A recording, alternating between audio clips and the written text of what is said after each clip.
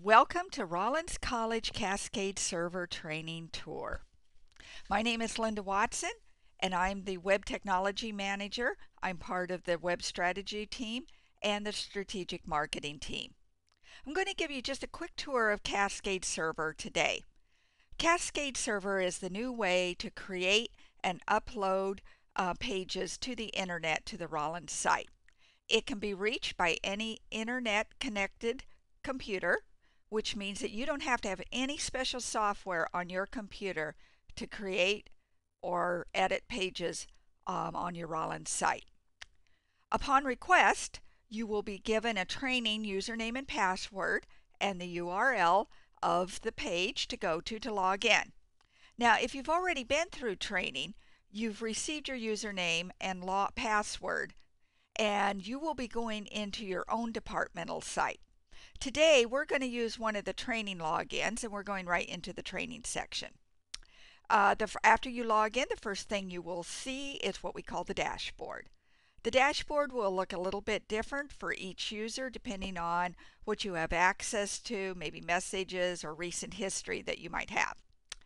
We want to go over to the left-hand side, and you should see the base folder and the Rollins folder. If you do not see these folders, there is going to be a little arrow right about here, and it might be red, so if you click that, that will expand this section for you, so you'll see the base folder and the Rollins folder. And this is our asset tree. We're going to click on the Rollins folder, and when that opens up, we're going to see three folders inside.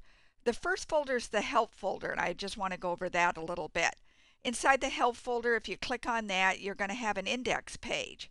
And on that index page are going to be some links to some other pages that will be very helpful to you while you're in the system.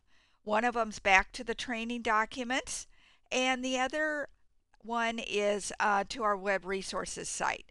These sites will be updated on a timely basis so that you'll always have the most updated information there.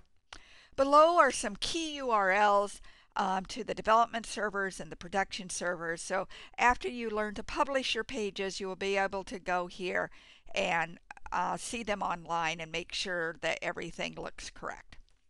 The other two folders we have are the internet and the intranet. Now there's not too much difference between these two. They both can be accessed via the internet, and neither one needs a password. I'm going to talk a little bit about the intranet first. And most of you know and have been to RNet. RNet is our intranet, and this is designed for the staff, faculty, and students here at Rollins. So if your department maybe just caters to people who are here on campus, you may want to consider only having intranet pages. They will look very similar to these pages. And I'm going back, and then the other folder we see is the internet. Now the internet is very similar to what you see when you go to rollins.edu right now. This is your outward looking face. This is the pages that visitors will see, people who are maybe not as familiar with Rollins. You can have all your pages on the internet if you like to, and not have any intranet pages, or you can split your site up to where you have information for your outward looking audience on the internet and then pages on the RNet site for your inward facing audience, staff, faculty, students here at Rollins. We're going to take a quick look at the internet pages. I'm just clicking on the internet folder, and this is where you're going to find your folder for your department. You will most likely see photos and Rollins training. This third folder here you will not be seeing. What we're going to be doing is looking at the Rollins training folder today and just go through and look at some of the interior pages. The photos in the photo file there, we'll discuss at a later date, but we have uploaded some pre-cut or pre-sized photos for you that were professionally taken by a photographer, and we'll show you how to use those on your pages. Very quickly, I'm just going to go through and show you some of the interior pages that you will have to choose from for your site. We're not going to look at the index or the index alternative version.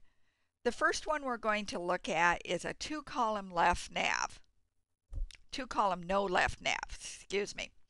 Now what you'll notice about this site is it will look very similar to the arts and science sites, but it's going to function just like Crummer does and Holt does. So if you're from one of those schools, don't worry too much, because what we're going to be training you on is going to be across the board. So you're going to have a main navigation up here at the top, and this is going to be determined by your school. So if you're in the arts and sciences or Crummer or Holt, the head of your school will decide what these links will be. This is 3 columns. On the leftmost column, you can put in an image, text, links, whatever you might want to put. I suggest using this area right here for departmental information, like Department of English, Rollins College, 1000 Holt Avenue, and other contact information you might have. This middle area we call the default area. And that area is where you're going to probably be copying information from your existing site and putting it in this area. The third column is going to be a column where, again, you can insert an image or text or links or whatever you might want to do, and it will sit right over there. Your footer will go, again, just like the upper nav, across your school.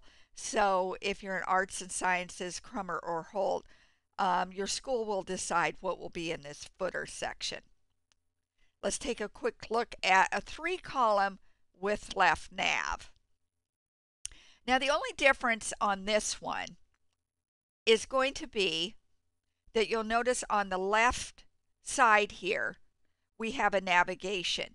Now this navigation is made for you automatically, and what it's doing is it's pulling from pages that are in your folder. You'll notice the word display name, display name. When you make a page, it will ask you to put in a display name. And as you can see, that display name can be used here in your menus. It will be used up here as a header for the page and different things. Of course, off underneath this menu is again your text, and I would suggest again putting your contact information there. You do have a choice of a 2-column no left nav. We're going to take a look at the 2-column left nav because it's so similar to the 2-column no left nav.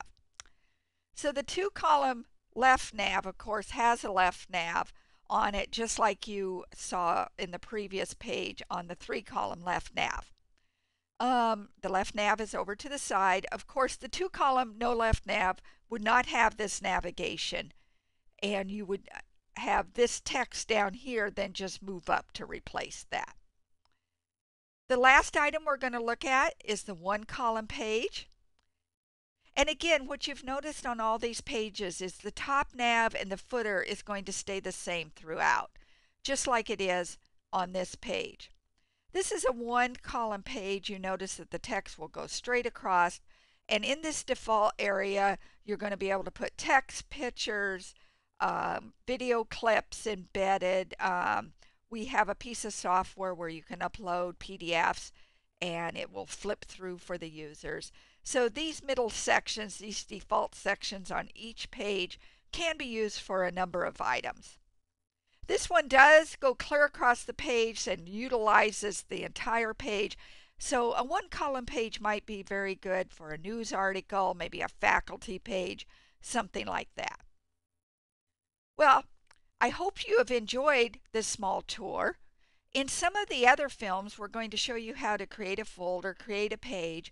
We'll be using these items, these tabs here at the top: View, Edit, Publish, and up on the blue bar, the Home, New, History, Tools, and so forth. This kind of gave you an overview so that you can kind of go back now and look at your pages and start planning out your site. As always, you can use either the 1-column, the 2 columns, the 3 columns throughout your site. You don't have to use just one type of interior page. but can use many different types. If you have any questions or concerns, feel free to contact the Web Strategy team. You can contact me by emailing me at lmwatson@rollins.edu.